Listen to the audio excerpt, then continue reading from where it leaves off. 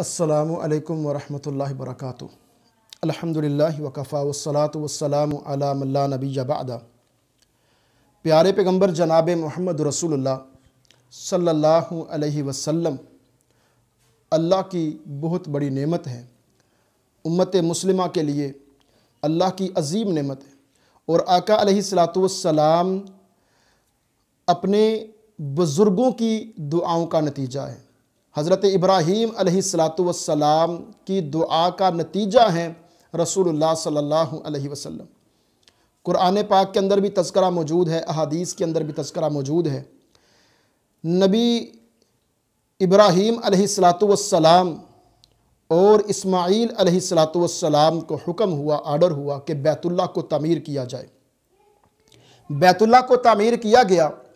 بیت اللہ کو تعمیر کرنے کے بعد، اس کی تیاری کے بعد، اس کے بناؤ سنگار کے بعد، جو دعائیں، التجائیں، جو پکار اللہ سے کی گئی کہ یا اللہ ہماری اس نیکی کو قبول فرما لے، یا اللہ ہم پر رحم فرما، یا اللہ مجھے اور میری اولاد کو اپنا فرما بردار بنا لینا، مختلف جو دعائیں مانگی گئیں، ان میں ایک دعا یہ بھی تھی، ربنا وابعث فیہم رسولا منہم یتلو علیہم آیاتک ویعلمہم الکتاب والحکمہ ویزکیہم، اللہ اکبر، انک انت العزیز الحکیم، کہ اے ہمارے پروردگار، یہ گھر تو تعمیر ہو چکا ہے، اب اس گھر کی آبیاری کے لیے، اس گھر کو چلانے کے لیے انہی لوگوں کے اندر ایک ایسا رسول بھیج دے جو تیری آیات پڑھ کے ان کو سکھائے، جو کتاب و سنت، قرآن و حدیث کی تعلیم دے، کتاب و حکمت کی تعلیم دے ان کو،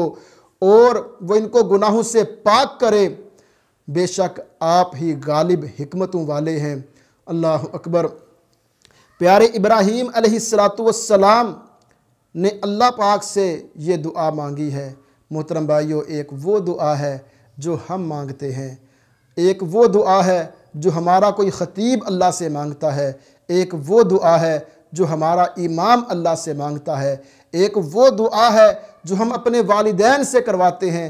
یقیناً ساری دعائیں بڑی پاکیزہ ہیں، لیکن وہ دعا کتنی پیاری ہے کہ جہاں پر مانگی جا رہی ہے وہ بیت اللہ ہے، اور مانگنے والے خلیل اللہ ہیں، اور اس دعا کے اوپر آمین کہنے والے ذبیح اللہ ہیں، اور جن سے مانگی جا رہی ہے وہ کائنات کے اللہ ہیں، اور اس دعا کے اندر جو مانگا جا رہا ہے وہ محمد رسول اللہ صلی اللہ علیہ وسلم ہیں۔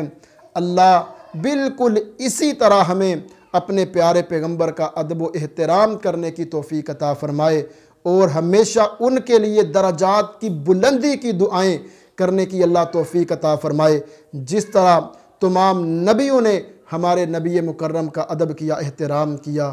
السلام علیکم ورحمۃ اللہ۔